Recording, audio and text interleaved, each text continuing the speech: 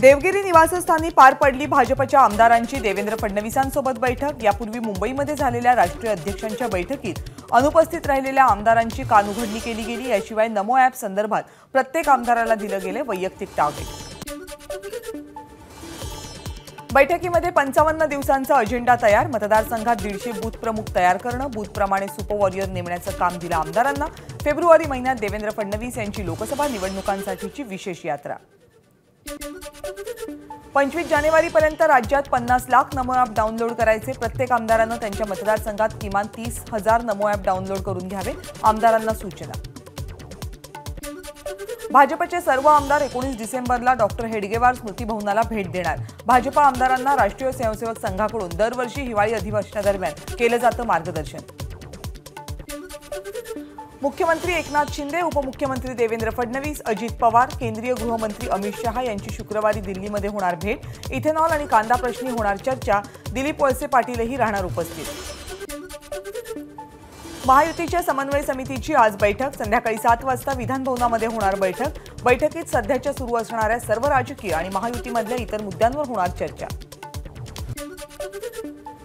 दुग्ध विकास आणि पशुसंवर्धन विभागाची पुनर्रचना, 2 आयुक्तालयांचं एकत्रीकरण करण्यात येणार। स्पर्धा परीक्षा, पेपरफुटी आणि इतर गैरप्रकार संदर्भात राज्य सरकार नवा कायदा करणार। नवीन कायद्यासाठी सामान्य प्रशासन विभाग तज्ज्ञांची समिती स्थापन करणार। तलाठी भरतीमधील गैरप्रकारानंतर राज्य सरकारचा निर्णय। महादेव ॲप प्रकरणाचा तपास एनआयएकडे देण्याची शेलारांची मागणी, तर ईडी मार्फत चौकशी सुरू आहे। राज्य सरकारही अतिरिक्त चौकशी करते, गृहमंत्र्यांचं उत्तर। आमदार अपात्रते प्रकरणी विधिमंडळ सुप्रीम कोर्टाकडे 3 आठवड्यांचा वेळ मागणार। सुनावणी कार्यवाही 20 डिसेंबरपर्यंत पूर्ण केल्यानंतर 21 ते 31 डिसेंबर कालावधीत निकालाचं लेखन अशक्य असल्याचं कारण सांगत वाढीव वेळ मागितला जाणार असल्याची माहिती। सर्वपक्षीय आमदारांचं नागपूरमधल्या विधानसभेच्या पायऱ्यांवर फोटो सेशन। यासाठी विधानसभेचं कामकाज अर्धा तास स्थगित। नागपूरमधल्या सरकारचं हे शेवटचं अधिवेशन असल्यानं फोटो सेशन। विधिमंडळामध्ये उदय सामंत आणि सचिन अहिर यांच्यामध्ये कोपरखळ्या। उदय सामंत मफलर वाटताना दोघांमध्ये रंगला हलका फुलका संवाद। बाळासाहेबांबाबत आपण सुनावणीमध्ये जे बोललो नाही त्यावर अनिल परब यांनी बाहेर टिप्पणी केली। याबाबत अध्यक्षांना पत्र देऊन तक्रार करणार, दीपक केसरकरांनी दिली माहिती।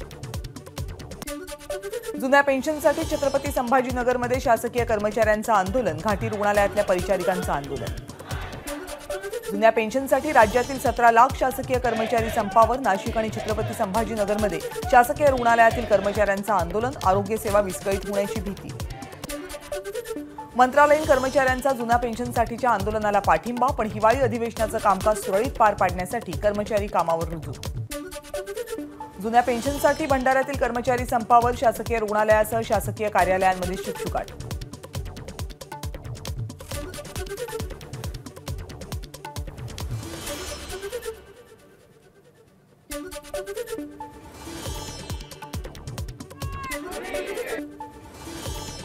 अमरावतीमध्ये जुनी पेन्शन योजनेच्या मागणीसाठी अनेक सरकारी कर्मचारी संपावर। आरोग्य, शिक्षण, महानगरपालिका, महसूल इत्यादी विभागातील कर्मचाऱ्यांचा सहभाग। जुन्या पेन्शन योजनेसाठी नंदुरबार जिल्हा रुग्णालयामधल्या परिचारक आणि परिचारिका संघटनेमधील 260 कर्मचारी बेमुदत संपावर। जुन्या पेन्शन संदर्भात काल बैठक झाली। बैठकीला विविध संघटनांचे नेते होते। जुन्या पेन्शनबाबत अहवाल समोर ठेवून त्यांना समजावलं। उपमुख्यमंत्री अजित पवारांची माहिती, टोकाची भूमिका घेऊ नये, संपकऱ्यांना आवाहन।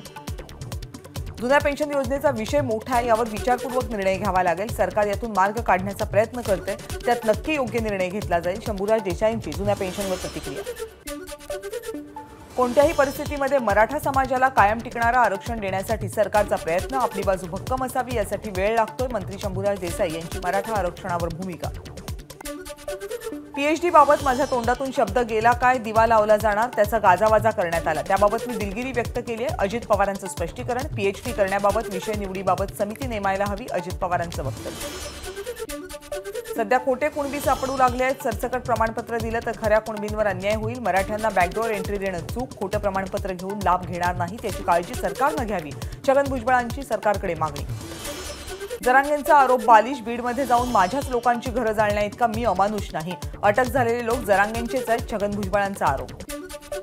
मी कोणत्याही महापुरुषांचा अपमान केलेला नाही, त्यांना बदनाम केलेला नाही. शिवाजी महाराज, ज्योतिबा फुले माझे दैवत.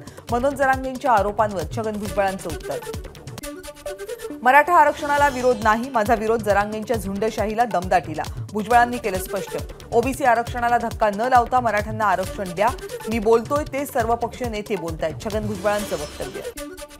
मला गोळी मारली जाईल असा पोलीस रिपोर्ट. मंत्री भुजबळांचा विधानसभेमध्ये गौप्यस्फोट. भुजबळांचा कार्यक्रम करतो असं जरांगेंनी म्हटल्याचाही दावा. भुजबळांना कोण कशाला गोळी घालेल, जरांगेंचा सवाल. भुजबळ विश्वासघातकी असल्याची जरांगेंची टीका. हल्ल्याची भीती व्यक्त करूनही भुजबळ फार्मवर सकाळी पोलीस नसल्याचं चित्र. ओरड झाल्यानंतर वरिष्ठ अधिकाऱ्यांसह पोलिसांचा फौजफाटा दाखल. तर शिफ्ट बदलत असल्यानं कर्मचारी जागेवर नव्हते. पोलीस अधिकाऱ्यांची सारवासारव. मराठा आरक्षणादरम्यान दंगली झाल्या, तो आंदोलनाचा भाग होता. छगन भुजबळांनी आगीत तेल ओतायचं काम केलं. हरिभाऊ राठोड यांचा भुजबळांवर आरोप. मराठा समाज देशाचे वीर, त्यामुळे त्यांच्या मागण्यांकडे सरकारनं लक्ष द्यावं. बागेश्वर बाबांचं सरकारला आवाहन. ओबीसी आरक्षण बचावासाठी आज आटपाडी बंद. ओबीसी संघटनांकडून भव्य मोर्चा. 2024 लोकसभा निवडणुकीमध्ये महाराष्ट्रात महायुतीचे 45 खासदार विजयी होतील. आमदार शहाजी बापूंचं भाकीत. ठाण्यामध्ये अजित पवार गटाच्या मध्यवर्ती कार्यालयावरील शरद पवारांचा फोटो काढला. शरद पवारांऐवजी यशवंतराव चव्हाणांचा फोटो. वेतनवाढ आणि शासकीय सेवेमध्ये सामावून घेण्यासाठी बीडमधल्या अंगणवाडी सेविकांचा 8 दिवसांपासून संप. 1,78,000 मुलं पोषण आहारांपासून वंचित. राज्यामध्ये शेतकरी आत्महत्या वाढल्या. राज्य सरकारच्या वतीनं मंत्री अनिल पाटील यांची विधानसभेत कबुली. दुष्काळी भागाची केंद्रीय पथकाकडून पाहणी सुरू. आज सोलापूरच्या करमाळा आणि माढा तालुक्याची केंद्रीय पथक करणार पाहणी. केंद्रीय पथकाकडून आज जालना जिल्ह्यामध्ये दुष्काळ पाहणी दौरा. केंद्रीय जिल्ह्यातल्या अंबड आणि बदनापूर तालुक्यातील गावांना देणार समिती भेट. केंद्रीय पथकाकडून बीडमधल्या दुष्काळी भागाची पाहणीनंतर केंद्रीय पथक जिल्हा प्रशासनाकडून घेणार अहवाल. सांगलीमध्ये अवकाळी पावसामुळे 16,559 हेक्टर पिकांचं नुकसान. शेतकरी मदतीच्या प्रतीक्षेत. द्राक्ष, डाळिंब, आंबा, केळी, फळपिकांसह रब्बी पिकांचंही नुकसान. नुकसानीच्या प्राथमिक अंदाजाचा अहवाल राज्य शासनाकडे सादर. अमरावतीतल्या दर्यापूर तालुक्यातल्या जितापूर भांबोरा इथल्या शेतकऱ्यानं फिरवला उभ्या हरभऱ्याच्या पिकावर ट्रॅक्टर. मोठ्या प्रमाणावर मर रोग आल्यानं शेतकऱ्यांचा निर्णय. धुळे जिल्हा दुष्काळग्रस्त जाहीर करावा. शिवसेनेच्या उद्धव ठाकरे गटाची मागणी. कांद्याच्या दरामध्ये घसरण सुरूच. नांदगावला शेतकऱ्यांनी कांदा लिलाव पाडले बंद. नांदगाव येवला रस्त्यावरील बाजार समितीसमोर संतप्त शेतकऱ्यांचा रास्ता रोको. महावितरणच्या गलथान कारभारामुळे सातारा जिल्ह्यातल्या माण तालुक्यातल्या देवापूर गावातल्या शेतकऱ्यांचा 5 एकर ऊस जळून खाक. विजेची तार तुटलेली असल्यामुळे वीज पुरवठा करू नये अशी विनंती करूनही महावितरणने वीज पुरवठा केला, त्यामुळे ऊस जळाला असा शेतकऱ्यांचा आरोप. कर्जत जामखेड एमआयडीसी होऊ नये म्हणून उपमुख्यमंत्री देवेंद्र फडणवीसांचा उद्योगमंत्री उदय सामंत यांच्यावर दबाव. आमदार रोहित पवारांचा गंभीर आरोप. विजन नसलेले लोक कर्जत जामखेडमध्ये एमआयडीसी होऊ देत नाहीत. रोहित पवारांचा गंभीर आरोप. कोल्हापूर जिल्ह्यामध्ये मंत्री हसन मुश्रीफ यांना धक्का बसण्याची शक्यता. राष्ट्रवादी काँग्रेसचे जिल्हाध्यक्ष ए.वाय. पाटील भाजपच्या वाटेवर.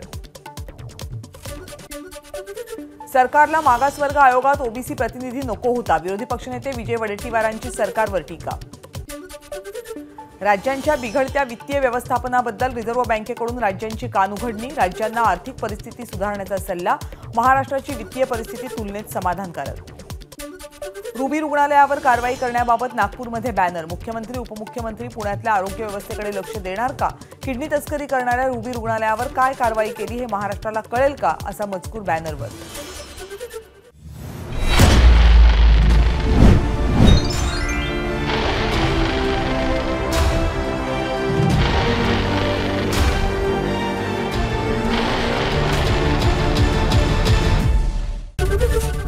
एबीपी माझा, उघडा डोळे बघा नीट.